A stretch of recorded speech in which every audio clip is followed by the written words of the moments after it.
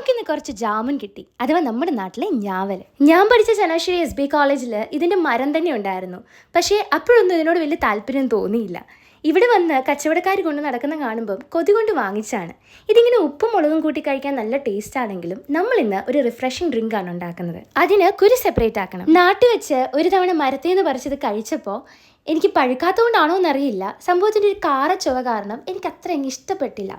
പക്ഷേ ഇത് കളറ് ഭയങ്കര ടെംപ്റ്റിംഗ് ആണ്. അതുകൊണ്ട് തന്നെ ഇത് വാങ്ങിക്കണം കഴിക്കണം എന്ന് എപ്പോഴും തോന്നും.